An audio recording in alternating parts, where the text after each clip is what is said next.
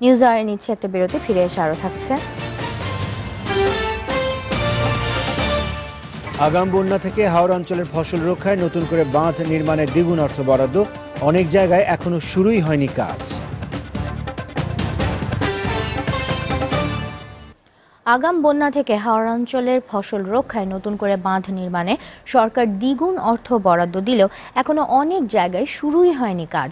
সক্ষমতা বাড়িয়েও নির্ধারিত সময়ে ৬৫% কাজ শেষ করতে পেরেছে বলে দাবি সুনামগঞ্জ পানি উন্নয়ন বোর্ডের। তবে বেসরকারি গবেষণা বলছে সর্বোচ্চ ৫০ থেকে ৫৫% কাজ হয়েছে, আর বাকি ২০% বাঁধের কাজ এখনো শুরুই হয়নি।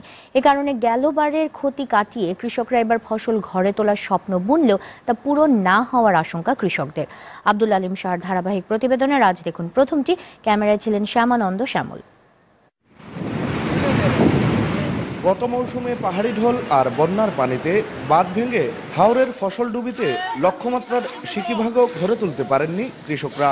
ফসল হারিয়ে নিঃস্ব কৃষকের বছর কেটেছে সরকারি ত্রাণ আর সহায়তায়। ফসল রক্ষায় খুদ প্রধানমন্ত্রীর আশ্বাসে এবারও সবুজ দিগন্তে স্বপ্ন দেখছেন কৃষকরা। আশ্বাসের বাস্তবায়নে সরকার যে কোনো সময়ের চেয়ে প্রায় দ্বিগুণ অর্থ বরাদ্দ দেয় বাঁধ নির্মাণে। সক্ষমতা বাড়ানো হয় সুনামগঞ্জের পাউবর। আগাম বন্যা থেকে ফসল বাঁচাতে ১৭৭ কোটি টাকা খরচে ৯৬৪টি পিআইসির মাধ্যমে শুরু হয় বাঁধ নির্মাণ। ফসল উৎপাদনের দিক থেকে দ্বিতীয় বৃহত্তম মাটিয়ান হাওরের গেলবার ফসলহানি ঘটেছিল আলমখালির এই বাঁধ ভেঙে। এবার বাঁধ নির্মাণ হয়েছে ঠিকই, কিন্তু ২৮ ফেব্রুয়ারির মধ্যে বাঁধটির নির্মাণ কাজ শেষ করার কথা ছিল, কিন্তু এখনো পর্যন্ত ২০% কাজ অসমাপ্ত রয়ে গেছে। এই বাঁধের মতো সুনামগঞ্জের অন্তত ৫০টি হাওরের অসংখ্য বাঁধের কাজ এখনো অসমাপ্ত রয়েছে। শুধু তাই নয়, ২০% বাঁধের কাজ এখনো শুরুই হয়নি। আমার ইউনিয়ন না, অনেক এলাকাতে আছে যে এখন পর্যন্ত একুরা মাটিও দিছে। ৩১শে মার্চের আগেই, অর্থাৎ আমরা চাইতে যে ১৫ তারিখের ভিতরে ইনশাল্লাহ 100% কাজ শেষ দিতাম। সক্ষমতা বাড়লেও নির্ধারিত সময়ে মাত্র ৬৫% কাজ শেষ হয়েছে দাবি পাউবর।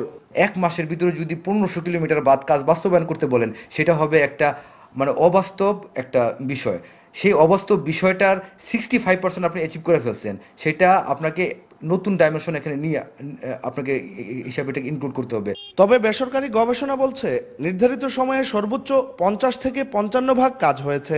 আর বরাবরের মতো এবারও বাঁধের নির্মাণ কাজের মান নিয়ে উঠেছে প্রশ্ন।